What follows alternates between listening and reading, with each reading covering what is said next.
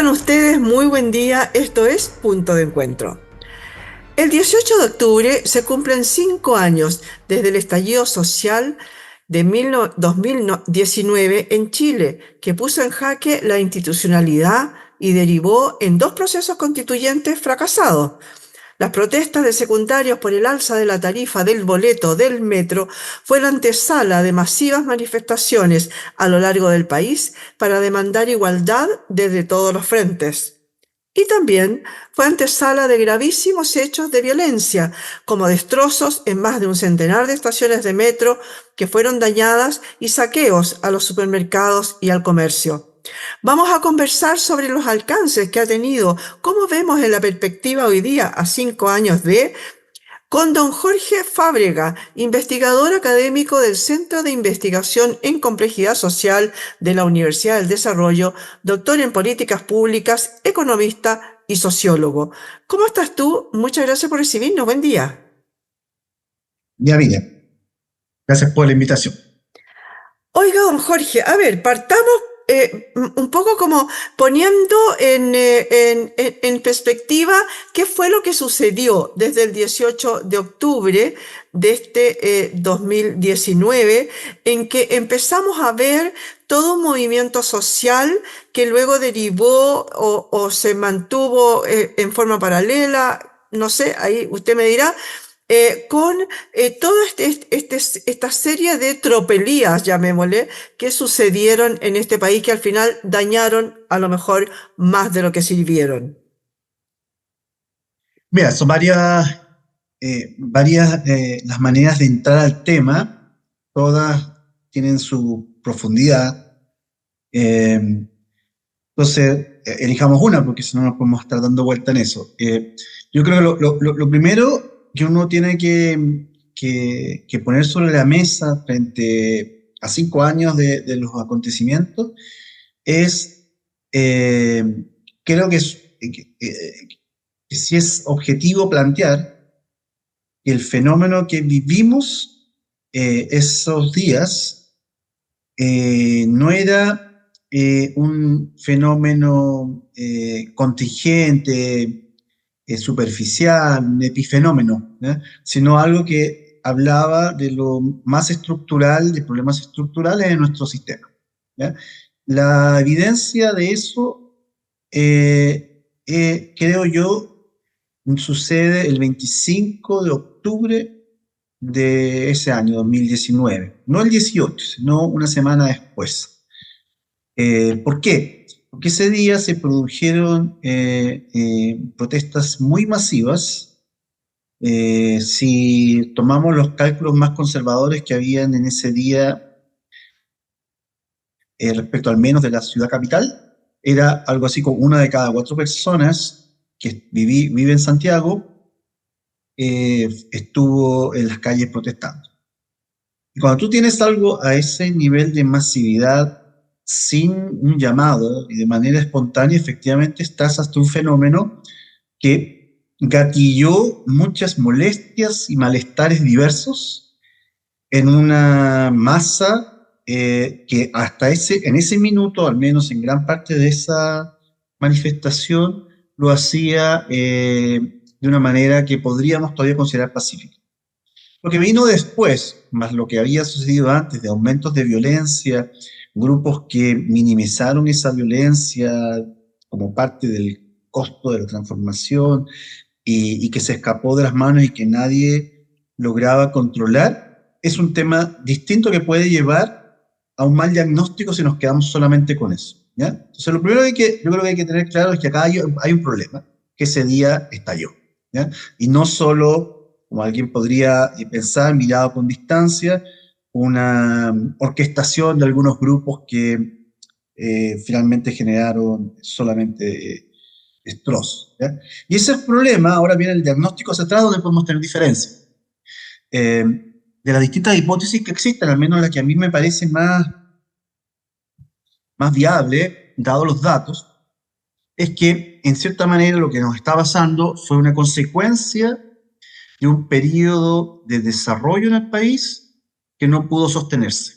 Ese periodo de desarrollo acelerado, pujante, terminó por ahí más o menos el 2000, mediados de la década del 2000. Y lo que ha venido desde entonces sucediendo en el país es una pérdida de oportunidades, una baja en la productividad, un aumento de las demandas y necesidades sociales que no se condice con la capacidad de responder a ellas de lo que producimos en el país. Y en paralelo, con una incapacidad del sistema político de priorizar y resolver justamente esas demandas, que finalmente termina estallando ese 18 de octubre, algo que yo creo que nadie puede atribuirse que lo podía predecir, pero sí llevábamos por lo menos 10 años de antecedentes de malestar en el país acumulándose que no habían logrado ser canalizados y a mi entender aún no han sido canalizados institucionalmente. Entonces, ya pasó la parte de violencia desatada y inorgánica que sucedió después de octubre a noviembre, diciembre, enero, febrero. Viene la pandemia y enfría todo.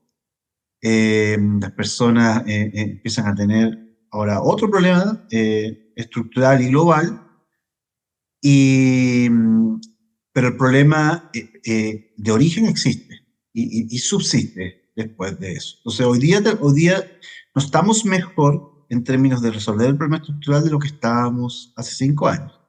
Tanto, Justamente, dime. sí, perdón, es que justamente era una de las cosas que yo te quería preguntar, porque si bien la excusa, digamos, fue esta primera incursión de los estudiantes por el tema de la subida del precio del metro, ¿no? Como bien dices tú, una semana después hubo unas manifestaciones masivas, inmensamente masivas, en que la gente no pedía el tema de los 30 pesos, más o menos, sino que pedía unos cambios un poco más profundos, ¿no? Respecto de las normas FP, el tema de las pensiones, el tema de la salud, etcétera. Se empezó a, como que había habido un hastío, ¿no? Que se había acumulado durante mucho tiempo, que la gente no sabía canalizar la protesta, es decir, yo no estoy de acuerdo, y se fue para allá. Pero eso también se enfrió, eso también se enfrió y empezó a surgir el tema de la violencia, el tema de los destrozos, etcétera, mucho más fuerte de lo que eran las otras protestas. Yo no sé cuál es tu idea. No sé si eso fue solamente por un tema de la prensa, que la prensa le daba mucha mayor importancia a los destrozos y los saqueos y el si no baila no pasa, etcétera, ante las demandas, la gran demanda ciudadana. ¿Cuál es tu mirada No, ahí? yo no creo, sí, yo no creo que sea solamente un tema de prensa, sin perjuicio de que efectivamente hay un interés industrial, digamos, de la prensa por captar atención, y los temas más alarmantes, sean cuales sean, en el ámbito que sean, siempre llaman más la atención, y siempre va a estar el interés legítimo de quienes informan plantearlo en esos términos, ¿ya?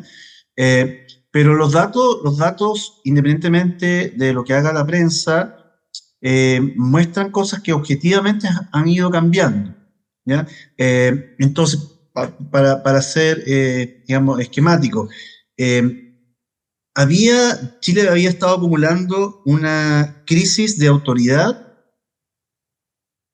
que se fue expandiendo por distintos ámbitos. Le pasó a las autoridades espirituales, le pasó a las empresas, le pasó a la clase política, le pasó ahora, por ejemplo, está pasando, digamos, por el tema universitario también, por estos sobresueldos que se han conocido. Entonces, la ciudadanía, a donde yo mire, parece que las cosas no funcionan. Miro a las fuerzas de orden, habían algunas corrupciones en su minuto. Miro a los políticos, los sospechosos de siempre, llenos de temas de corrupción. Veo a las autoridades espirituales en distintas órdenes, también me encuentro con problemas. Miro a las empresas, veo un montón de colusiones. Entonces, eso se fue acumulando en el tiempo y entonces esa noción básica para el orden social, que es que la persona diga, yo acepto que tal persona tiene capacidad o institución tiene capacidad de establecer ciertas reglas que van a ser legítimas, ¿ah? Porque por algún motivo las consideramos válidas, empieza a perderse, ¿ya? Y entonces esa anomia, ¿ya?, va dejando espacio para que la violencia se desate. Eso en términos genéricos. Entonces, claro, las personas, el que baila paz es un ejemplo de eso, ¿ya? Es una violencia que termina siendo legitimada por los mismos que la miran o participan de ella. Aparte, sucedía que obviamente cuando hay más anomia, la delincuencia propiamente tal tiene mayor facilidad de desarrollarse. Entonces, había un aumento de hechos de violencia y al mismo tiempo un aumento de delincuencia, y esta última de un tenor distinto a lo que Chile había existido, que era como el lanzazo pasó a ser ahora con pistola, el asalto pasó a ser ahora dejando herido, a veces matando a la víctima. Entonces, claro, la prensa resalta esto, pero es que objetivamente eso está pasando. El tipo de delincuencia es más agresiva. Entonces, todo eso ha hecho que se desplace, como la gente, como no hay una sensación de una autoridad que ponga orden, ¿ya?, la gente tiene el tema de la seguridad como tema principal desde hace 4 años, ¿ya?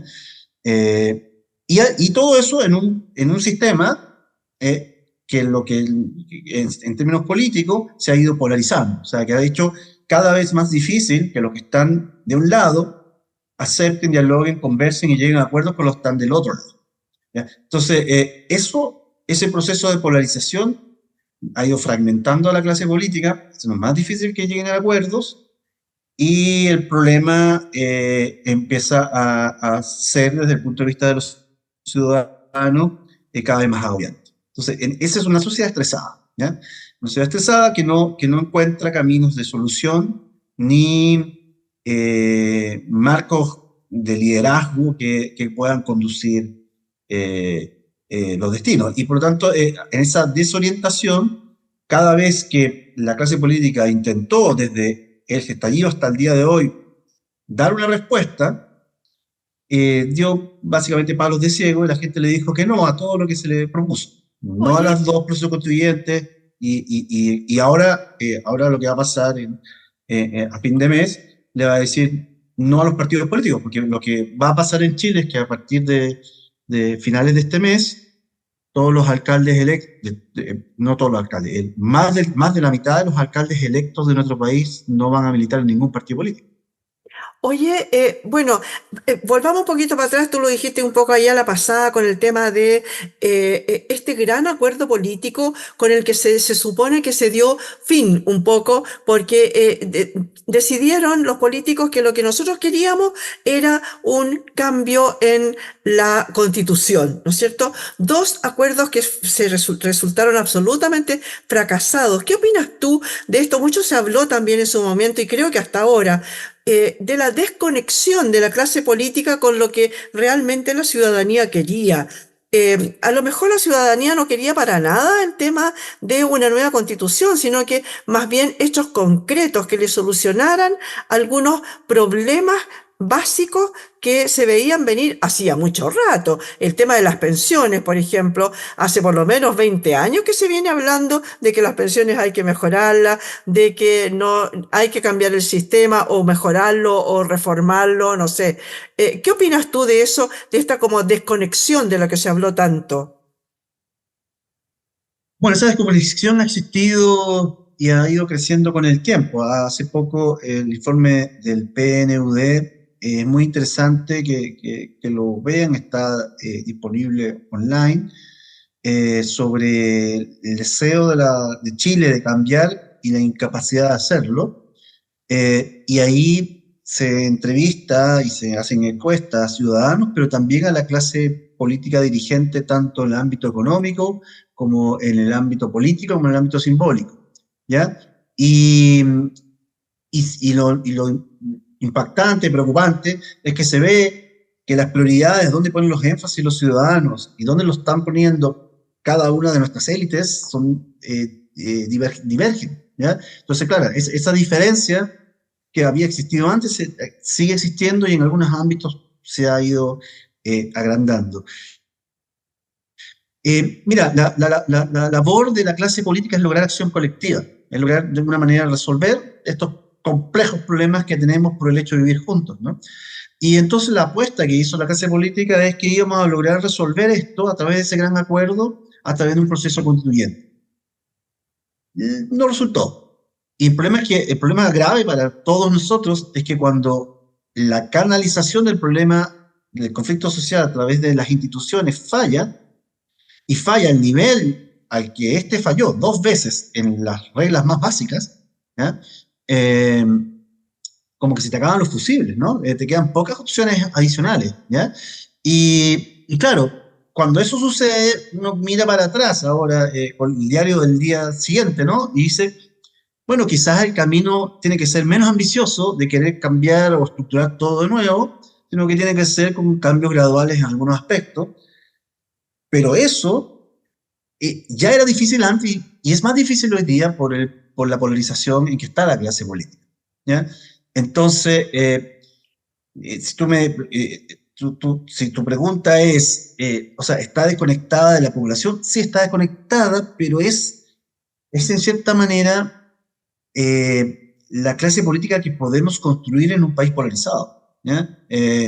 O sea, nosotros necesitamos una toma de conciencia a todo nivel de que vamos por un camino de declinación de desarrollo, ¿ya?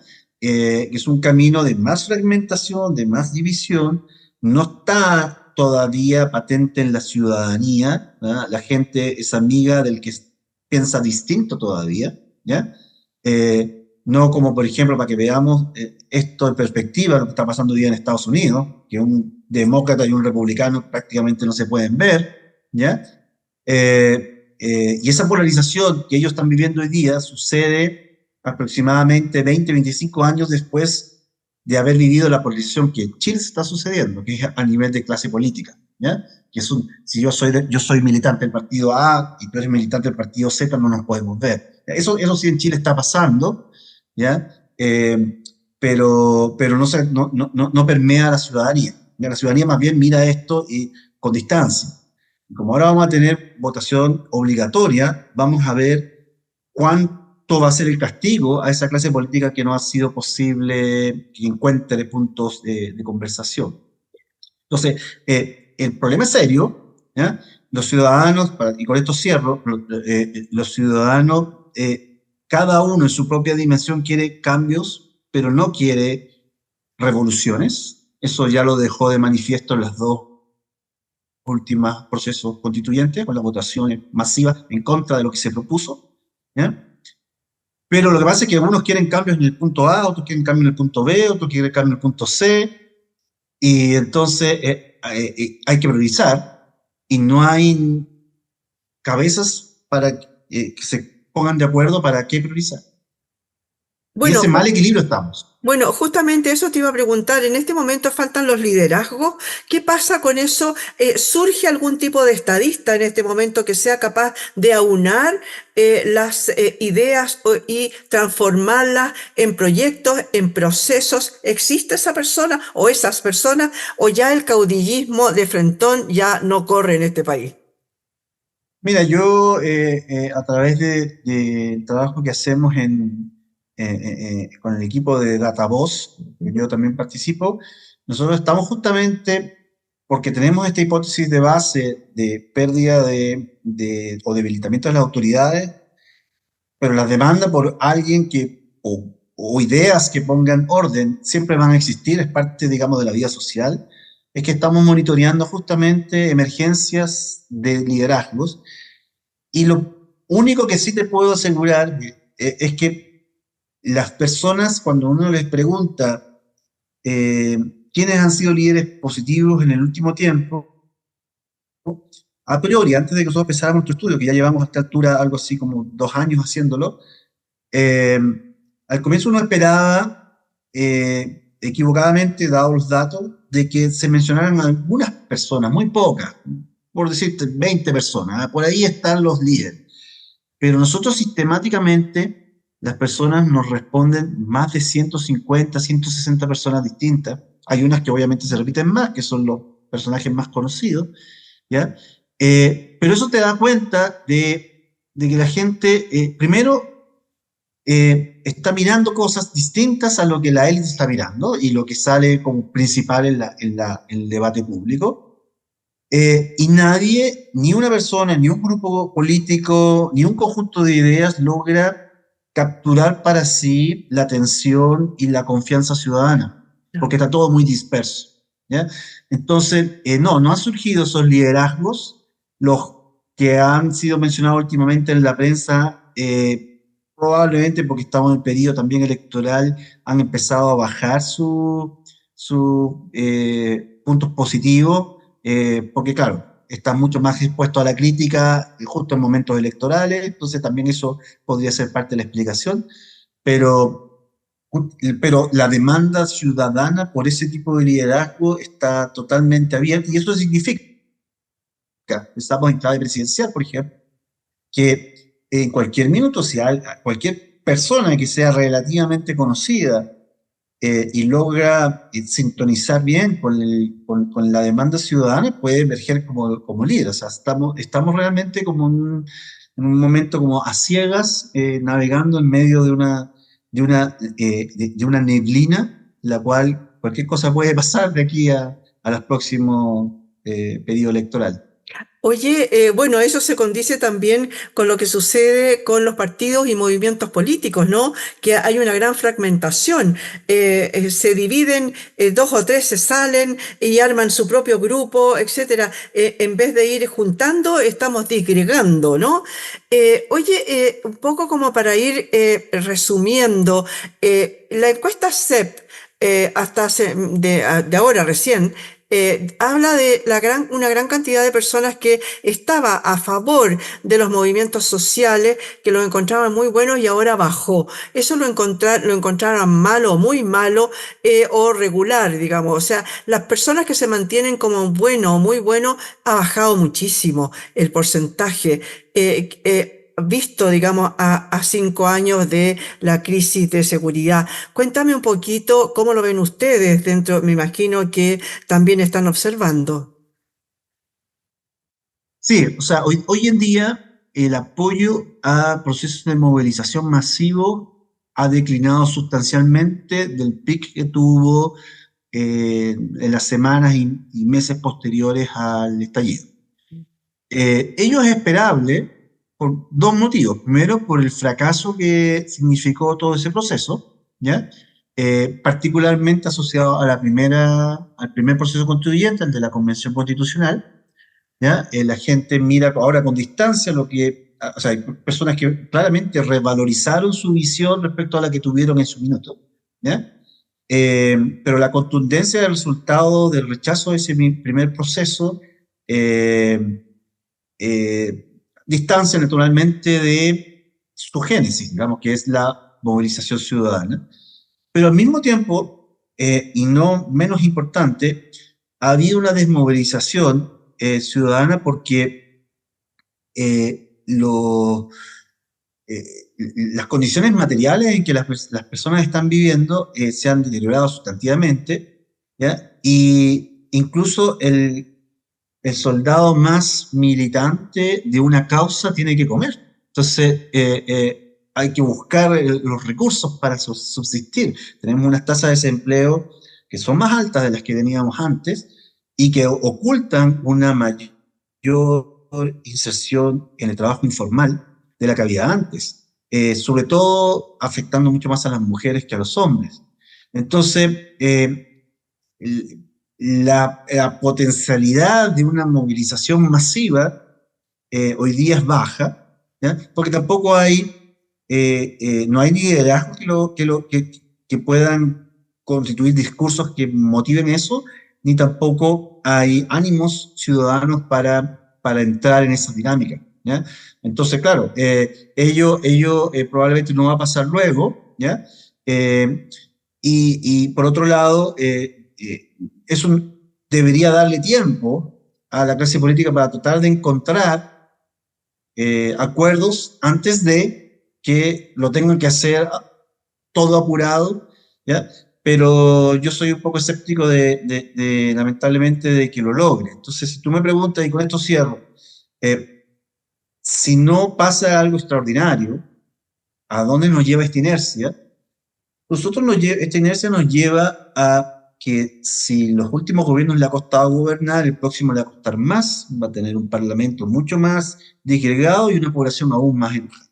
Si eso termina o no en eventos como el del 2019 es imposible de predecirlo, pero de todas maneras sí estamos en un proceso de crisis creciente y yo creo que eso sí uno lo puede fundamentar en datos.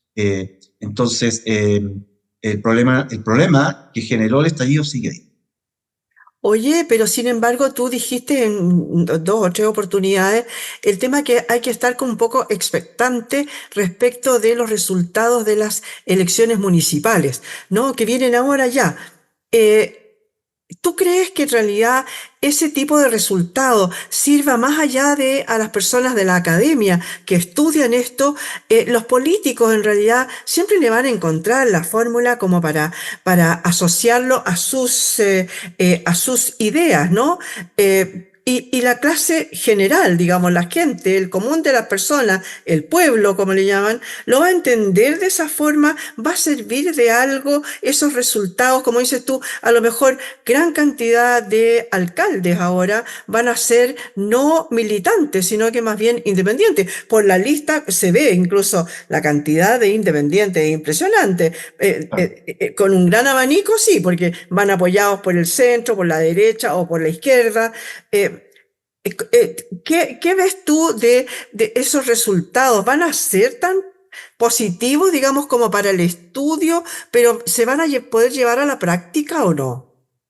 A ver, si tú me haces hacer pronóstico, no es no es muy buen ejercicio, muy recomendable hacer pronóstico de temas electorales, pero sí de como tendencias, yo creo que puedo decir un par de cosas. Primero, efectivamente, hay más candidatos independientes. De hecho, las propias listas de partidos presentaron más candidatos independientes que militantes. Y eso significa una de dos cosas. O no tienen gente, o dado el poco prestigio que tienen los partidos políticos y la poca confianza que la población tiene y han manifestado sistemáticamente en las encuestas hacia los partidos políticos responden diciendo mejor presento independientes que a mi propia gente. El problema estructural de eso es que cuando llega el momento de gobernar, esas personas que son independientes, ¿ya?, no tienen el mismo tipo de disciplina que tienen los militantes. Y si eso puede ser bueno para algún tipo de cosas, es malo para solucionar problemas complejos, ¿ya?, que necesitas mucha cooperación, ¿ya? Entonces, lo que va a pasar es que vamos a tener en la base de la estructura organizativa de nuestro país muchos candidatos independientes, muchos alcaldes independientes. Hoy día es el 47%, va a ser más de la mitad a final de este mes, ¿ya? Y eso hace que los partidos sean aún más débiles de lo que ya son, ¿ya? Sin perjuicio de eso, como son muchas elecciones al mismo tiempo, cores, gobernadores regionales, alcaldes y concejales, todos los partidos políticos van a encontrar en alguna parte algo que les permita decir que ganar, ¿ya? Claro. El problema serio es que se lo crean, porque la verdad es que eso no va a ser así, ¿no? Acá lo más probable es que toda la clase política en su conjunto pierda, ¿ya?